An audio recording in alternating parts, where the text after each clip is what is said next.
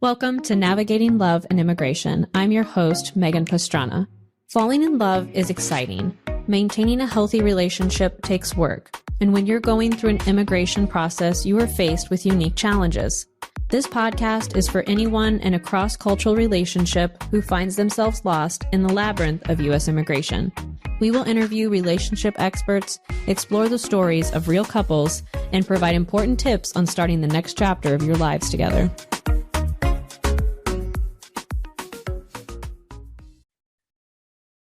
All right. Welcome, everyone, to this week's episode of Navigating Love and Immigration. I'm so excited because I have my dear friend Marla here with me. Marla is an amazing human being, and I have been mentioning her quite a bit recently in other podcast episodes and on Facebook Lives.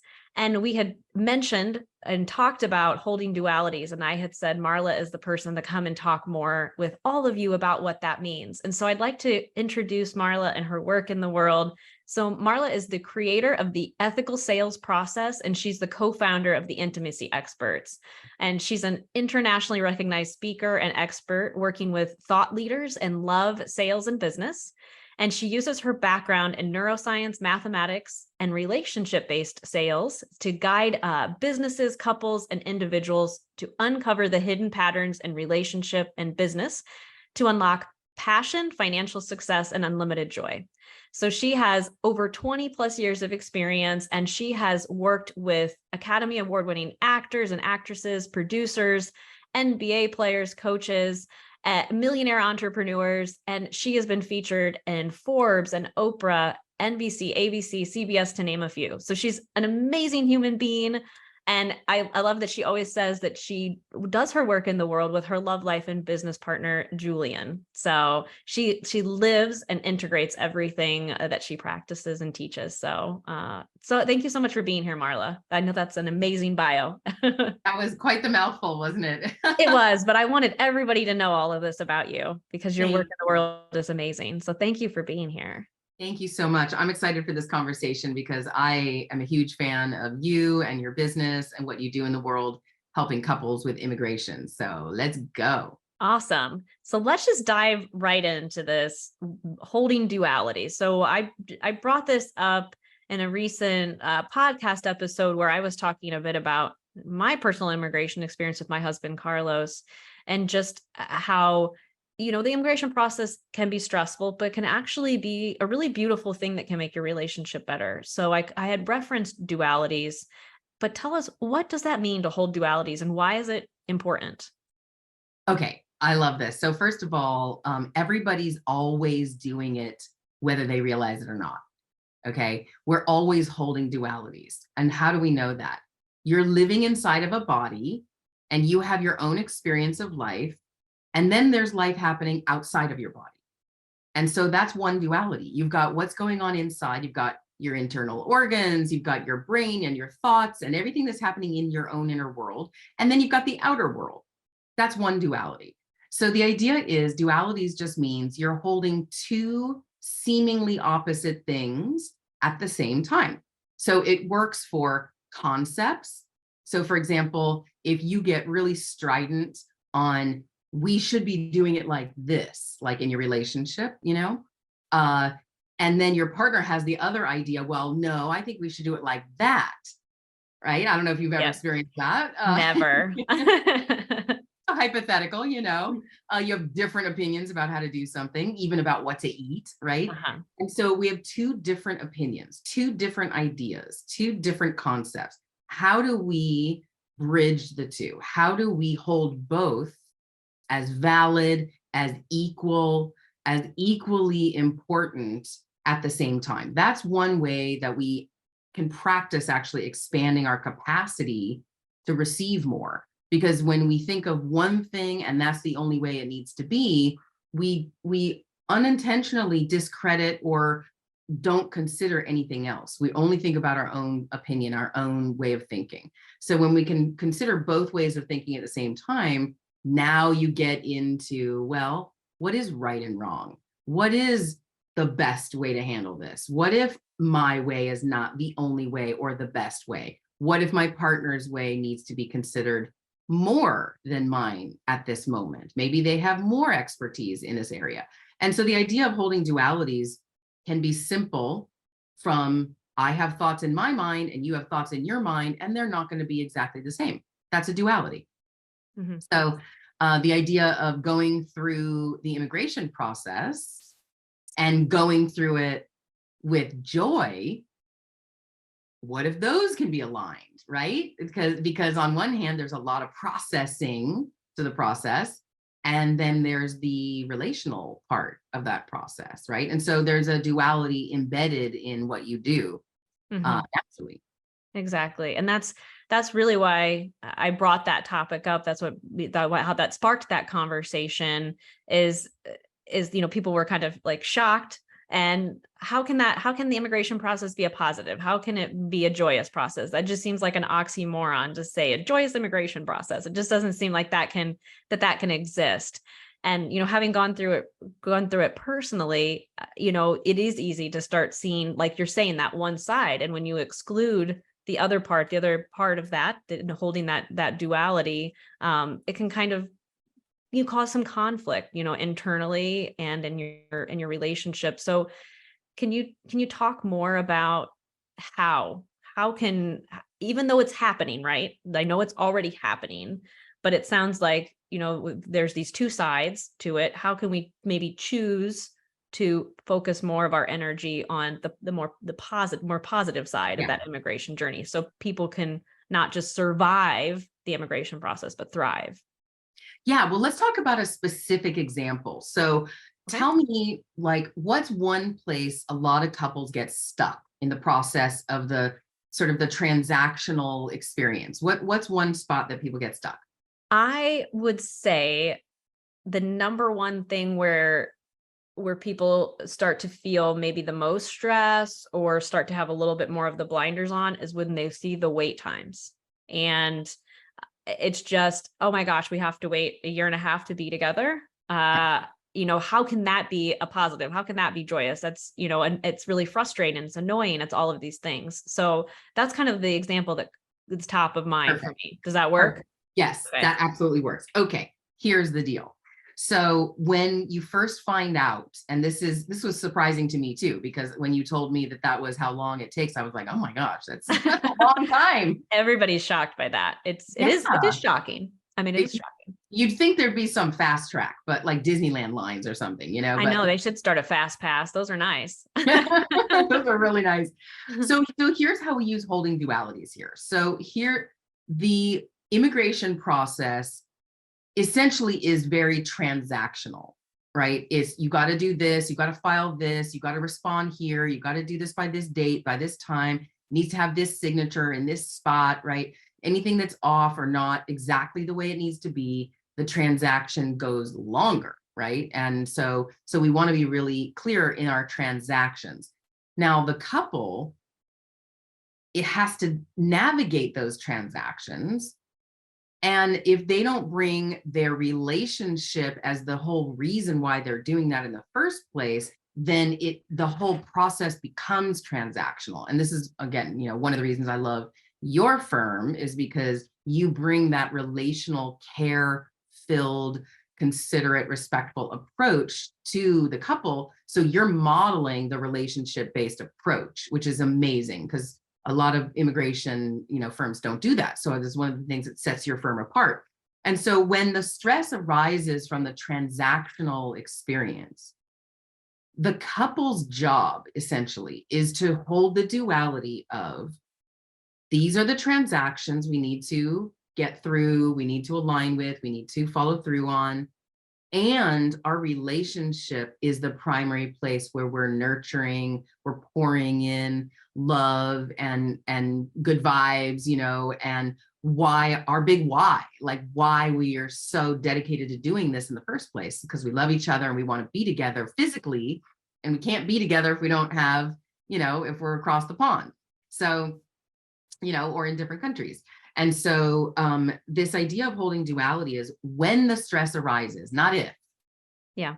When the stress arises, you have a plan for how you're going to navigate that. And what's the plan?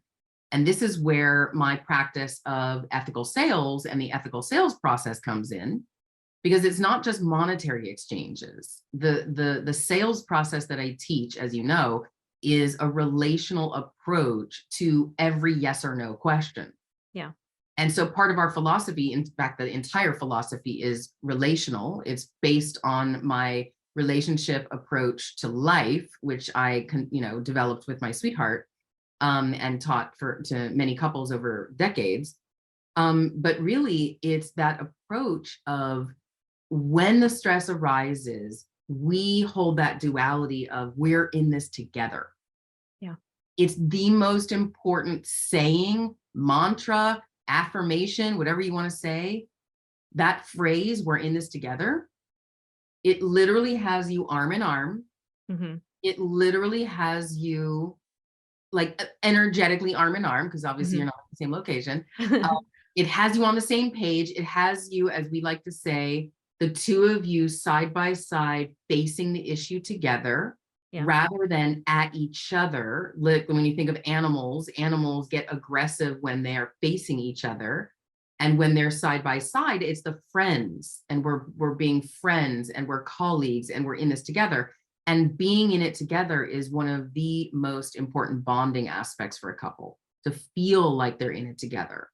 And so the main piece here is what we call in ethical sales, humans over transactions. And that means you put the relationship first. So when the transaction is here, you consider, how am I going to navigate this that's going to uplift my relationship, rather than just saying whatever's at the top of my mind and spitting out all of the stress? How can I share about the stress in a way that makes it more likely that my partner will have compassion for me, rather than trying to tell me what to do, or, oh, stop being stressed about that kind of thing. Mm-hmm. So what do you think of all that?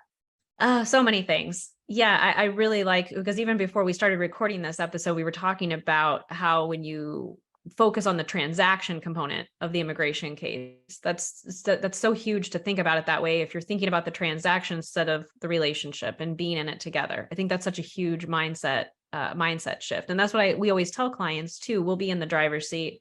We'll take care of the paperwork, so you focus on your relationship. It really is that duality there. And what I do tell couples all the time, and I'm hearing, from you, is that one of my favorite quotes is, pressure can burst pipes or make diamonds. I love that quote. And when you think about it that way, the pressure and the stress of the immigration case, and I tell them from my own personal experience, I'm not just saying this, it makes you more resilient on the other side, individually and as a couple. And now my husband and I, when we look back and think about going through that process, stressful events, of course they still arise. Of course they're still stressful, but we have a reference point of something that we went through. And that was the high side. That was the positive of going through that. Like you said, we're in this together. It's when you have stressful events, we're like, we've done this type of thing before. We're in this together. We came through. We were even stronger. We're going to do it again. So I think that's an amazing reframe for couples. I think it's so important, if you can imagine going through an obstacle course. Like, I don't know if you've ever seen a mud run. Have you ever done a mud run? Yes, it's insane. It's insane. I've done a mud run too. I actually, part of my background, as you know, is I was a high school math teacher for 7 years in Los Angeles Unified. And so I take a super logical approach to emotional material. And I did a mud run with 3 of my math teacher friends, and we had a blast. We came out so dirty on the other end. It was fantastic. And it's just, the immigration process is like that. You could cry your way through it, and complain, or you could have fun. You could be like, oh, we got to get in the mud. We got to climb this rope. Like one of us couldn't climb the rope, and so we just like push each other up. We help each other. We're in this together, right? And so if you can imagine the immigration process as an obstacle course, and ask yourself, am I bracing through this? Oof. Yep. Or am I embracing this process, right? Because the transactions are there. You cannot escape the transactions in life. You can't escape the transactions in the immigration process. You can't escape the transaction of sales. However, what you can do is you can bring the relational approach and you put the human relationship above any transactions. You make that primary. And the way you do that is by having that mantra together, we're in this together. And that's really the mantra of your company too. We're in this together. We're in this with you. Yeah. And then you encourage them to have that as well. And so the truth is, it doesn't mean that there's no stress. It doesn't mean that you're not going to have those ugly thoughts of like, this isn't fair, this is horrible, this is ridiculous. Of course, you're going to have those thoughts.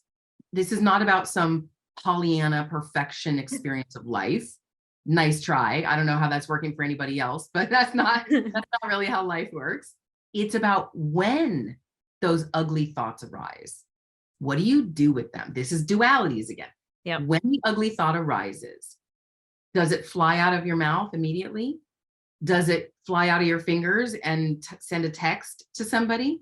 Mm-hmm. Or are you able to sit with the ugly thoughts and bring the care, consideration, and respect of your relationship and bring that relational approach and say, I have ugly thoughts arising right now. I'm going to share them with my partner because we share, and how I do that matters. That's the duality.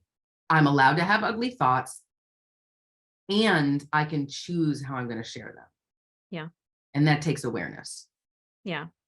Which leads perfectly to the next thing that I wanted to talk with you about language. And so before this episode, I went through the notes from the comments on our YouTube channel and Facebook, and I just have paid attention. You taught me about like just being more cognizant about language. It's so powerful. And some of the words that I saw couples use and write down about the immigration process is it's not fair, horrible, impossible, stressful, ridiculous, inhumane, unjust. We're not going to make it. It's just not fair. I mean, that's just a few. And that's not to judge anyone who's written anything like that. I just want to preface all of those feelings arose in my husband and I when we went through the immigration process. But can you talk about why language, or how language, I guess, rather, is powerful, and why? You just said awareness. Yes. What does that mean? Why is that important? Okay, fabulous question. I love this. Is one of my favorite topics. I have a lot of favorite topics, but this is really one of them, which is about language choice. Because here's the thing: if we really think about it logically, again, my background is in neuroscience and math. Okay, so I'm super logical. If you really think about it logically, what are words? Words come from ideas and thoughts about what we think is going on, what we're imagining is happening. And then the words that actually come out when we speak them or type them, they have a frequency. And it's easiest to see if you're speaking those words out loud, but it's the same, just more subtle if you're thinking it or if you type it. If you say it, it's the most intense, and you can tell why. If you put your hand on your throat when you speak, there's a vibration, right? And so thoughts that come out as words are actually vibration. It's a frequency. And so that frequency is going inside your body and emanating outside your body. Everything is in frequency. And so the frequency of complaining, words that are complaining, words that are victim language, like this is happening to me, we have no control over this. There's truth to that. You don't have control over it. However, your awareness that you don't have control, rather than feeling at the mercy of having no control, changes how the way you can speak about it. And so if you can speak about feeling out of control from an empowered place, rather than from a victim place, that will change the frequency of your expression. And then you've heard like attracts like, that frequency that you're emanating starts attracting to you that same frequency. And so if you're looking for solutions with your frequency, you're going to be emanating a frequency of I'm available for solutions. If you're talking about how it's unfair and this is ridiculous and I can't even believe this, you're going to receive solutions that have the frequency of victim. Yeah. And so, tell me, how are you, where are the holes here? Let's poke around. The holes. Well, I Like what just, doesn't make sense or what's sure. confusing still? I don't think that there's any, I guess the way that when I made it like a question, like the holes, it was more of the part that's coming through for me is the experiences I've had. I mean, we've worked with thousands of couples at Immigration for Couples. And exactly what you're saying, this frequency of how they're choosing the journey. That's not to say that they don't have any of these words arise or they don't say any of these things, but that frequency of solutions. I'll tell you, I have had clients with such complex situations, and they're very careful, they're very intentional, they're very aware of the language that they use, and the solutions they come, amazing solutions. And it's still like, even though it was a stressful process, they still will come to the end of the journey and say, wow, like it was just almost like magic that these solutions came, or things aligned, or this congressional representative was able to help us get things moved forward. So that's just really what's coming through for me when you're talking about that, is how powerful that is, just from the words and that the vibration, that energy, and Let's what show up in our let's life. think about it like this. Yeah. You could use the same word with a completely different intention or tone underneath it. Mm-hmm. You could say no. You could say no. You could say no. You could do the same thing with yes. You could say yes. You could say yes. You could say yes. All of them have a totally different meaning. Yep. And so what is it? It's the thoughts in our minds that is directing the language and the tone of voice that goes along with it. And by the way, this is one of the things that I teach in my sales trainings, which is all about how do you cue a sense of safety in every conversation you're having, and specifically in sales conversations. And one of the ways we do that is through our tone of voice. And we can't change our tone of voice without awareness. It's hard to change your tone of voice even when you have awareness. Yes. So, right? It's yes, like, it is. right? And Like if you've especially ever, your significant other, you will know it, because Carlos, I can't trick him. He's like, I have been with you for so long. I know that that's not what you really want. Like, even right? what you're saying and the way that it's coming across, it's not working. No poker Right. face. Or even if somebody says, like if you come to your partner and you know that they've been resistant to saying yes to something, and you're like, well, and you come with your arguments, and you're like, well, I really think we should do da da da da da, and you're a little more strident, and they go, okay. And you're like, well, wait, I committed to that tone, like I gotta keep going with that. We forget that, let's be present to what actually is happening here. Mm-hmm. And again, putting that human relationship above getting a task done or getting your needs met. When you put your relationship first, what happens is you really start to bring this love and care and consideration, and you stop viewing yourself as any kind of a victim, even if you have a lot of challenges through the process. Again, if you think about it like an obstacle course or a mud run, it's going to be more fun. And then when you get mud in your face or in your eye, right? It's like, oh man, that thing didn't it didn't happen the way we thought it was going to. It's going to be a little longer. Okay, well, what's the high side? The high side is we get to engage with Megan's team a little longer. Like let's find a high side for why this might be happening, and be grateful that we have the representation that we do, right? And so looking for ways to make it a win-win. Otherwise, what happens? You start undermining your relationships. They'll blame you, they'll blame your firm, they'll blame the government. They blame each other. I see that. It's really sad. It breaks my heart, because it's like, well, why didn't you give them all of those things the first time? Why didn't you know that? Why is this taking so long? And it starts to go everywhere. Just, yes. Let me give one more like tangible piece of wisdom here too, because when the couple starts blaming each other, that is when the thing starts spiraling down, right? Yeah. And so if we use this idea of dualities and taking personal responsibility, All you need to do is practice what we call the narrative bubble.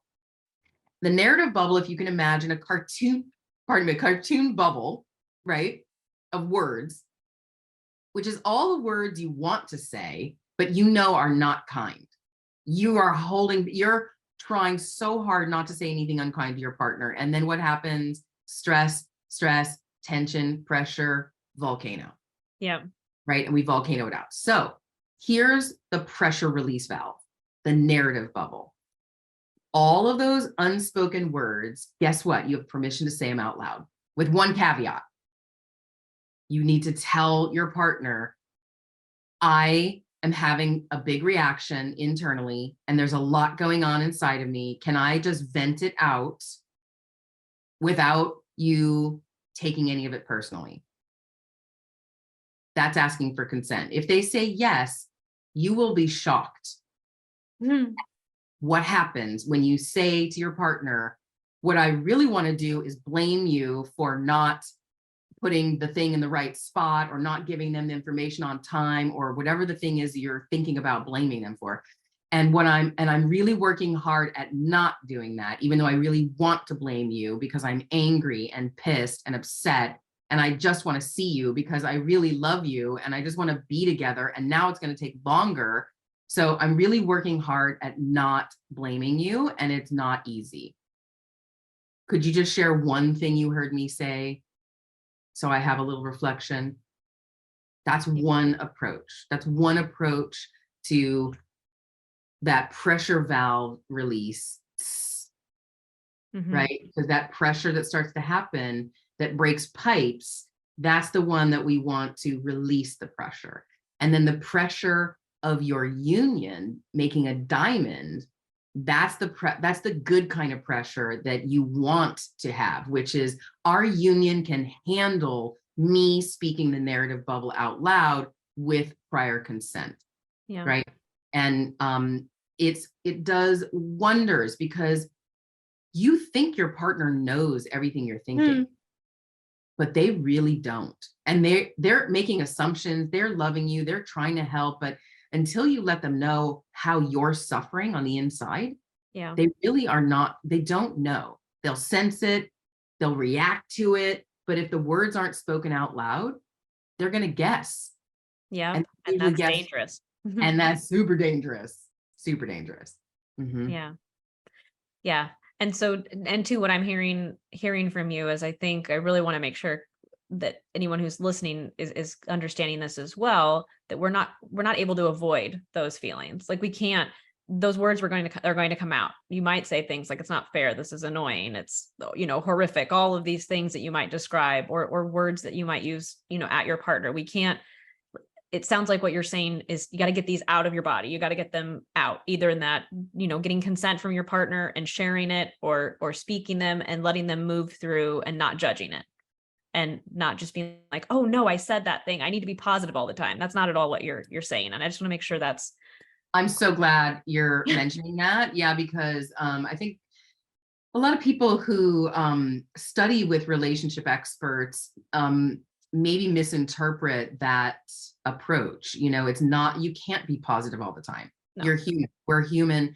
I am a relationship expert and I also have ugly thoughts about my relationship from time to time. And so, and it's amazing when I share those things with Julian, he has compassion for me. Because why? I'm taking responsibility for them. I'm actively not wanting to actually express them out loud in rage, in anger, in volcano. Instead, I'm going to have the courage to speak it out loud and take responsibility for it. And usually what I say is, look, I know you can feel me judging you right now. I know you can feel me judging you right now. So I'm just going to say it out loud. You're right. I'm judging. I'm really working hard at not judging. And there's judgment happening right now because I'm feeling like, why are you doing that when you could be doing this? And da, da, da, da, da. Right. And so I speak that out loud so he doesn't have to feel crazy. He doesn't have to feel like, why does it feel like there's daggers around here? Why does it feel like, it's not safe to be in the house? Yeah. Oh, it's because Marla's got thoughts in her mind that are not kind right now. And so in our union, we have full permission and explicit consent to be able to share the truth of what's going on, because we are very sensitive and we feel it anyway. And Julian does the same for me. And that's how you build resiliency in your union. And you want to do that. You have an amazing opportunity. Everybody who's listening right now, you have an amazing opportunity going through the immigration process to use it as the vehicle for your personal and professional growth. And so this is calling forth all of the couples who genuinely care about the growth of their relationship. Why wouldn't you use the immigration process as a way to practice holding dualities, allowing yourself to have the negativity? Because guess what? If you try and push it down or shove it away, it's going to whack-a-mole its way back up and pop out somewhere else, right? So stop trying to shove it away and pretend it's not there. Acknowledge it, and acknowledge how much you love your partner at the same time. That is going to build an unbreakable union. You will be resilient and you will love each other through this process. And if you're also lucky enough to be guided by Megan and her law firm, then they've got your back. Like, you really can practice we're in this together when you have a law firm behind you like this, because they really do care. And that's what you want. You want a scenario where you can relax into the transactions so that you can practice being relational through your transactions. And again, that's what I teach in my sales process. So anybody who's a business owner, professional, or practitioner, come study with me, because it's one of the only relationship approaches to sales that you're going to get out there. And it's like maybe the only sales training that when you learn sales, all your relationships get better. Yeah. It is very, very powerful. I will say that, I mean, I have my not just me, my team, we've worked with you, Marla, and going through the ethical sales process. And we use the ethical sales process in our conversations, our sales conversations with initial or potential clients who are looking to work with us. And I know for a lot of people, they hear the word, sales, and it feels icky, right? But it's relationships. It's exactly that. And the relationship we have with our clients, the relationship our clients have with one another, or the relationship they have with others in their life. It's all about consent and vulnerability, and being really honest with your emotions and your feelings and what you're thinking. So it's really what it comes down to. So Yeah. I think it's just, it's extremely powerful, and putting the humans over the transactions is so important. So Yeah, I can say it pretty succinctly so people really get it. sure. Traditional sales drives the conversation every step along the way to a yes.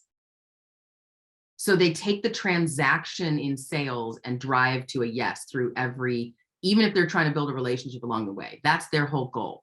Ethical sales also is transactional. It's just that we bring the relational approach, and we are driving towards clarity. Yeah. Clear yes or clear no, and both are honored and respected and valued with gratitude. And so that's the main difference between what I teach and what most other sales programs are out there. And because the drive is for clarity, it allows people to feel relaxed in the sales conversation, because there's not one choice at the end. And so it's pretty amazing when you have clarity as your driving force and as your driving factor, because that's how you get to be in a sales conversation where we're in this together. And one last piece, every sale is beyond a monetary exchange. Every yes or no question is technically a sale. So that's why you can practice this all day long, because any yes or no question, if you're driving to a yes, if you're hoping for a yes, like, hey, sweetheart, do you want to go here on vacation? And you are hoping for a yes. Like the time that I asked Julian if he wanted to come with me to Paris for a month, and I was hoping for a yes. And when he said no, I was crushed. I was not practicing ethical sales at that time. I was crushed. However, I immediately cleaned it up by saying, you know what, let me know if that changes. And 3 months later, it changed, and he did come with me. But I didn't push him into it. So I honored his no. And that's ethical sales. And so this is, any yes or no question you can practice. Can you hear a no when you most want to hear a yes and still love that person through it? Yeah, exactly. Yeah, that's been a very powerful thing that I've learned from you as well, to just honor that other person's no. If it's, your spouse or your fiance or anyone in your life, to just be okay with that. Holding the dualities, right? Of being disappointed that it's a no, but also really respecting that they feel comfortable enough being honest with you that they're a no, and being, yeah, just celebrating that. So Yes. that is awesome. Well, I've really, really enjoyed our conversation. I think there's just so many nuggets of wisdom that all of our listeners or viewers, if you're watching this on YouTube, will glean from this episode. I would like to give you a space to share any upcoming events or anything that you want listeners or viewers to be aware of in terms of Awesome. your work in the world. So yeah, Okay, great. There's always something happening. there Yes, is. well, right now, we have a 2-hour live sales training.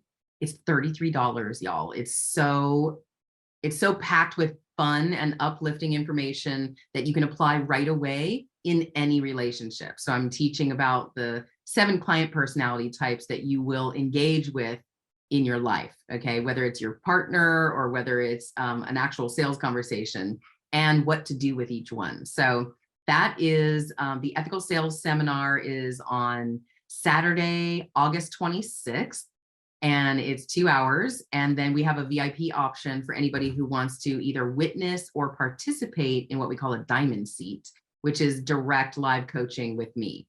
And it is powerful and potent and hilarious. Okay. And so that's fun.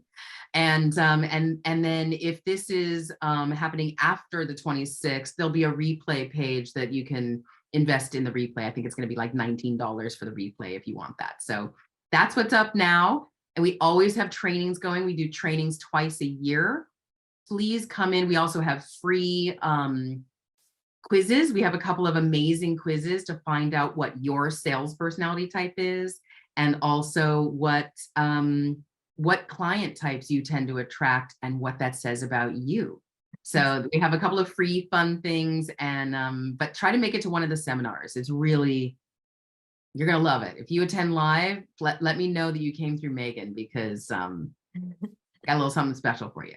Oh, yes. I love being in your container. It's always a spiritual journey, and there's always so much growth that happens. You always get something that you don't expect. So yes, I Yeah. highly encourage you to check it out. We do have so many clients that and people who follow the channel that are, oh, that's so cute, that are on that are entrepreneurs, or even if you're not, even if you aren't in sales, exactly like Marla said, it's about being able to have those really important conversations. That is so cute. What is that thing? This is the other side. Oh my gosh, that's hilarious. So now everybody has to go on YouTube to check Yeah, out. you have to, yeah, you'll have to go on. What is it, a bear? This is the Tasmanian devil. Oh, okay. One side of it is super happy. And the other side of it is angry, not happy. And so this is, Oh. this is my little fun thing that I like to That play is with. so fun. So everybody knows how I'm feeling in the moment. Oh yeah, the not happy one is me in the morning. I have never been. Arr. That is that. That is so cute. I love that. Well, thank But you this so is much. dualities, like in a little That's exactly ball. what I was thinking. Dualities in action. Everybody needs to get one of those if you're going through an immigration process, so your partner Yes. knows where you're at in your journey. That on any given day.